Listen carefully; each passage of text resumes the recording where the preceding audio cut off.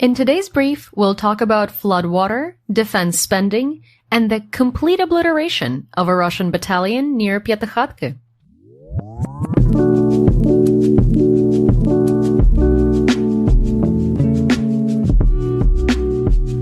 I'm Yewleea, and today is Tuesday, June 20th, 2023. The best day of my life. No, really. My green card petition got approved today, and that means I get to go back home to Ukraine, where I have not been for 7 years. So yeah, be happy for me, if you want to. You're listening to the Ukraine War Brief podcast, where we bring you up to speed on the war in Ukraine in about 20 minutes or less. Let's get started with the news in Ukraine from the front. On June 17th, Ukrainian forces launched a successful assault in the Orikhiv direction in Zaporizhia Oblast, targeting the outskirts of Pyatykhatky settlement while employing different tactics and gaining ground against Russian forces. Ukraine's defense ministry officially confirms that the Ukrainian army has liberated the settlement of Pyatykhatky in the Zaporizhia region. Over the past 2 weeks, Ukrainian forces have liberated 8 villages in the Berdyansk and Melitopol directions, according to Ukrainian Deputy Defense Minister Hanna Malyar. The General Staff of the Armed Forces of Ukraine reported that Russian forces made unsuccessful advances towards Orikhovo-Vasilivka, Krasnogorivka, Mariinka, Pobeda, and Novomykhailivka in the Donetsk region. Over 1,000 Russian troops are alleged to have been, quote, eliminated, end quote, including approximately 300 troops near Pyatykhatky and Zherebyanka, according to Russian sources, completely wiping out the Storm-Osisha battalion and their commander. The General Staff also reported that occupation forces at checkpoints at the entrance to flood-damaged Oleshki in Kherson are conducting vehicle inspections where they, quote, withdraw humanitarian aid directed to the affected population and take it away, end quote. According to Deputy Defense Minister Malyar, Russia has deployed more troops to Ukraine's eastern front, trying to, quote, seize the initiative, end quote, towards Liman and Kupiansk. Russia has started relocating forces from the eastern bank of Dnipro River to the Zaporizhia and Bakhmut areas, according to the UK Defense Ministry, adding that Moscow likely believes that an attack over the Dnipro is less likely after the flooding caused by the destruction of the Kakhovka Dam on June 6th. Ukrainian Minister of Defense Oleksiy Reznikov said of the counteroffensive, quote, now it is impossible to expect that everything will happen as quickly as it happened with Kharkiv, because the front line is entirely different, and the terrain and weather conditions. Plus, the Russians had the opportunity to prepare. The density of minefields there is incredible. And, unlike the Russians, Ukrainians protect the lives of their soldiers. End quote.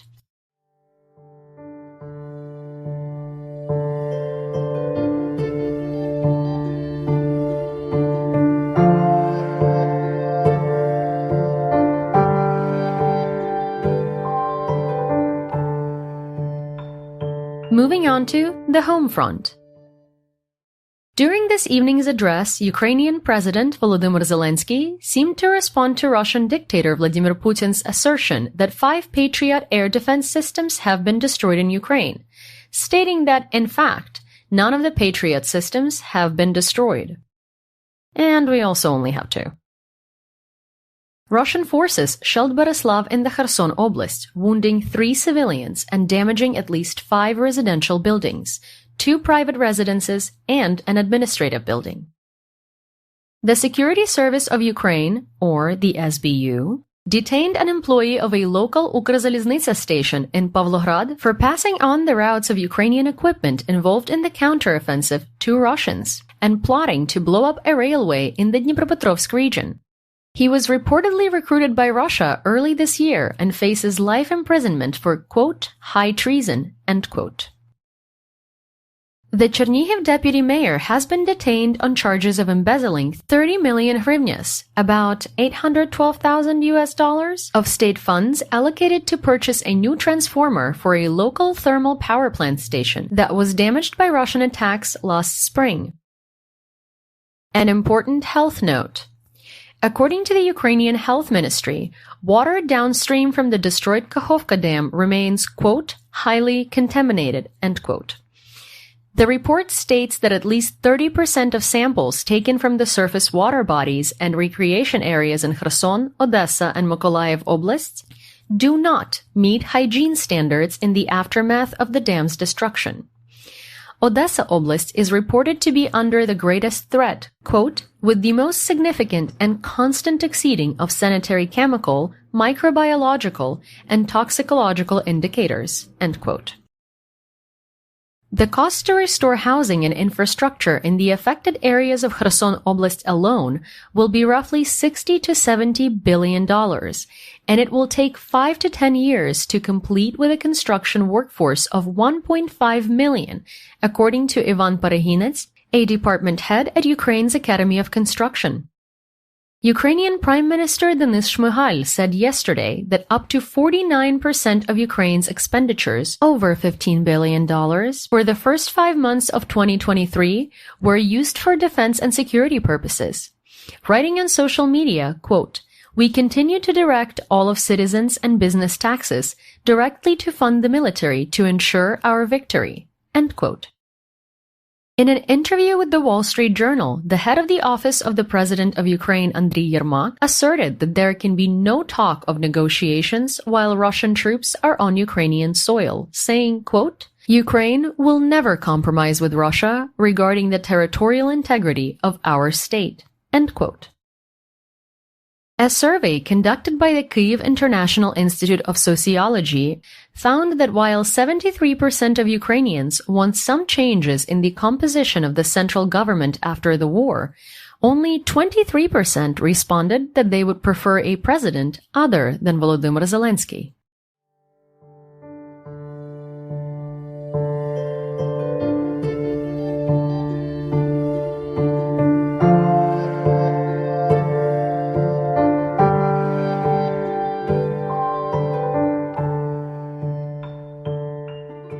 Next, the occupied territories. While it appears that the media blackout in the Kherson region has relaxed somewhat, we will still err on the side of caution and refrain from reporting on evacuation efforts unless announced by Ukrainian government officials. According to the preliminary data from Ukraine's National Resistance Center, more than 500 residents of the temporarily occupied village of Oleshki on the left bank of the Dnipro, the occupied one, have died due to the flooding from the Kakhovka Dam. Multiple sources have reported that Russian occupation forces refused to evacuate those who did not have a Russian-issued passport. Images obtained by the Associated Press, taken from a drone above the Kakhovka Hydroelectric Power Plant, HPP, on May 28th, a week before the dam collapsed, appear to show an explosive-laden car on the roadway over the dam. Russia has denied the United Nations access to the flooded areas of occupied Kherson. Surprise, surprise. A UN representative stated that the UN would continue to do everything possible to help the victims, including those affected by the explosion of the Kakhovka HPP. Kremlin spokesman Dmitry Peskov announced that Russian occupiers will not allow UN representatives to visit the flooded areas of the left bank because it is, quote, difficult to guarantee security, end quote. In the Zaporizhzhia region, the General Staff of the Armed Forces of Ukraine reports that Russian forces are mining private plots of land, and in Pokrovsk there are reports of occupiers looting the property of civilians who refused to obtain a Russian passport and fled for the territory controlled by Ukraine. Russian media report that a car carrying a Russian-appointed assistant to the so-called Deputy Prime Minister of the Zaporizhzhia region exploded in Simferopol. Volodymyr Epifanov, his bodyguard, and his secretary were hospitalized. Preliminary data indicated a gas cylinder explosion. Civilian mortality from natural causes in Russian-occupied Mariupol has now surpassed 400 people per week and continues to rise, according to the National Resistance Center. This is more than 2.5 times higher than during the peak of recorded COVID deaths. 200 instances of sexual violence by Russian forces have been recorded in Ukraine. 140 cases were against women and another 13 were against minors, according to Prosecutor General of Ukraine. The prosecutor's office noted that the real number of victims is likely much higher.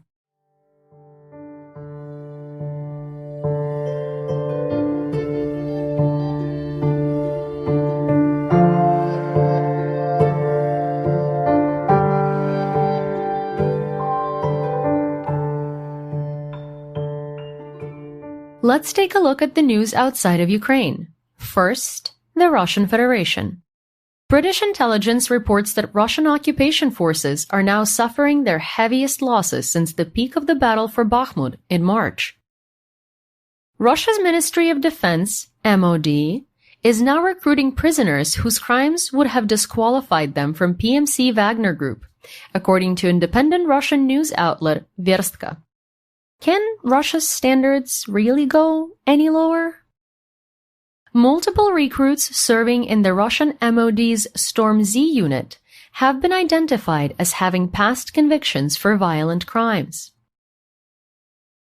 Belgorod Oblast Governor Vyacheslav Gladkov claimed that the Russian village of Valuki was bombed, injuring 7 people. The claim is so far unconfirmed by independent media.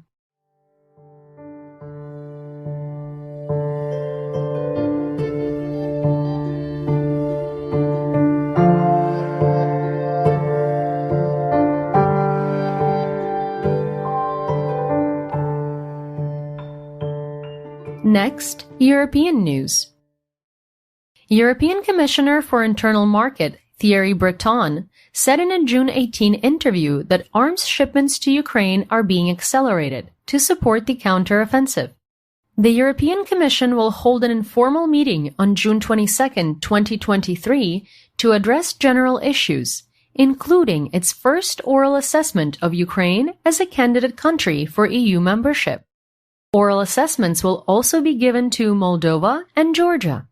Ukraine has met 2 of the 7 conditions for starting EU membership talks, achieving progress in spite of the full-scale war. The Ukrainian parliament, Verkhovna Rada, proposed to recognize Belarus as an aggressor country and break off diplomatic relations. As we should.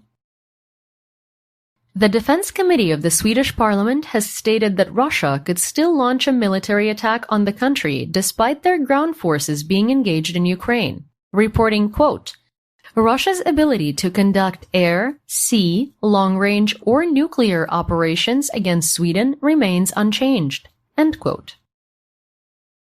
Ukrainian prisoners of war handed over by Russia to Hungary remain there, and the prospects for their return to Ukraine are uncertain.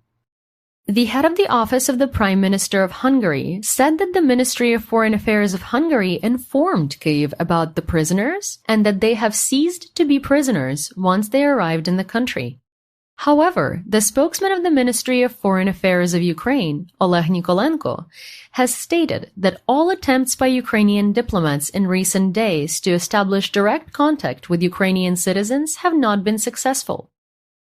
Nikolenko added, quote, This, as well as the information received from some of them, shows that the assurances of the Hungarian authorities about the allegedly free status of Ukrainian defenders in Hungary are not true. End quote. Moldova's constitutional court banned the pro-Russian Shor party, headed by exiled businessman Ilan Shor, who is accused of trying to destabilize the country, according to Moldova's president Maya Sandu. She wrote on social media, quote, It is a decision expected by society, precisely because Moldovans value and want to live in a democratic state. In a state based on the rule of law, where criminal organizations are not protected but prevented from capturing the state, end quote. The Danish government has decided to increase military assistance to Ukraine under the Ukraine Fund to 21.9 billion Danish kroner, about $3.2 billion in 2023 to 2028.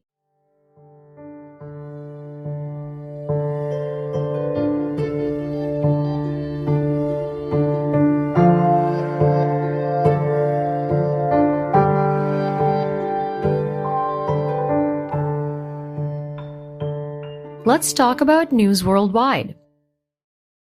The Bank of China is restricting yuan transfers to the EU, USA, UK, and Switzerland to Russian bank customers. During a speech at Kultaranta talks, Finnish President Sauli Niinisto said that some countries, including major international players, seem to be sitting on the fence, with one leg towards Ukraine and the other towards Russia.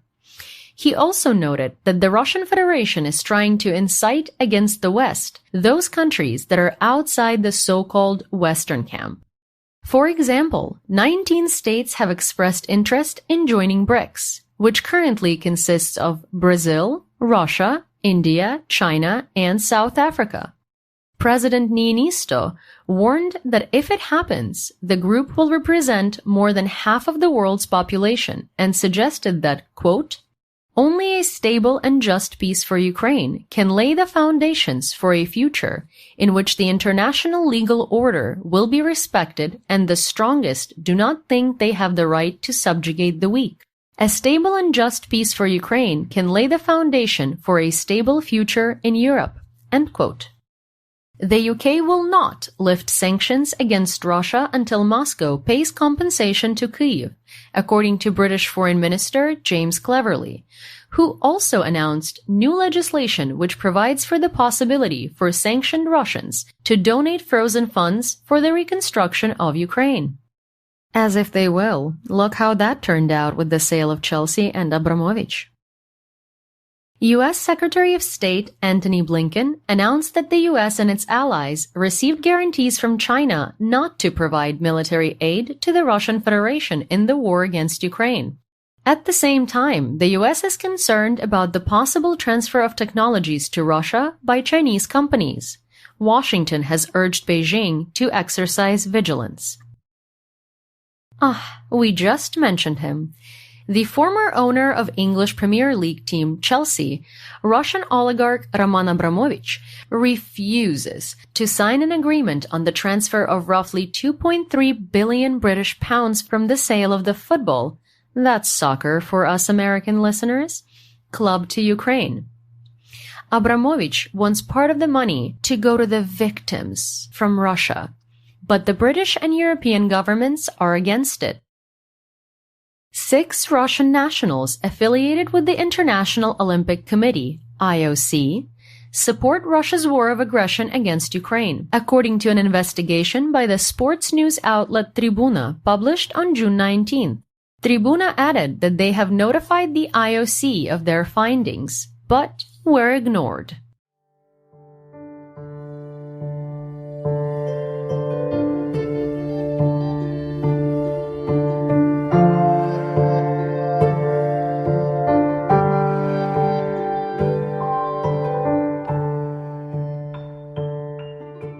Let's talk military tech. U.S. defense manufacturer Lockheed Martin has said it stands ready to help Ukrainian pilots fly and maintain its F-16 fighter jets if NATO states agree to send them to Ukraine. A Bradley IFV, that's an infantry fighting vehicle, saved the lives of Ukrainian crew from the 47th Brigade. While on a combat mission, the turret was damaged by a direct missile hit and caught fire. The crew evacuated safely and the driver mechanic was able to get the vehicle to a safe position and extinguish the fire. Had the crew been driving a Soviet-era BMP, the story likely would not have had a happy ending. French President Emmanuel Macron said that the first French-Italian SAMP-T missile defense system has already been deployed in Ukraine. Ukraine has received 45 fighter jets from Western partners, including 18 Su-25s, 14 MiG-29s, and 12 MiG-29AS. Ukraine hasn't received some of the weapons it paid for, and some of the donated weapons are only good for spare parts, according to official documents of the Ukrainian government. The New York Times reported that problems are inevitable in a large-scale procurement like Ukraine's. Citing Italy's delivery of 33 howitzers as an example, smoke was coming out of the engine of one of them, and coolant was leaking from the other.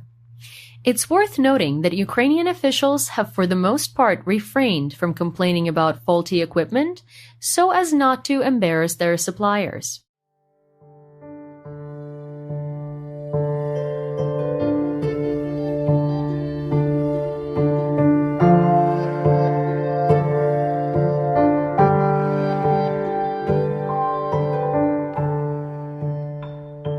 That's the brief for today. Remember to check your sources and don't fall for propaganda. Join us on YouTube and TikTok for more Ukraine content and live news reports. And please, consider supporting our work on Patreon. You'll find the links in the description. We'll be back tomorrow with more updates. Until then, stay safe, everyone.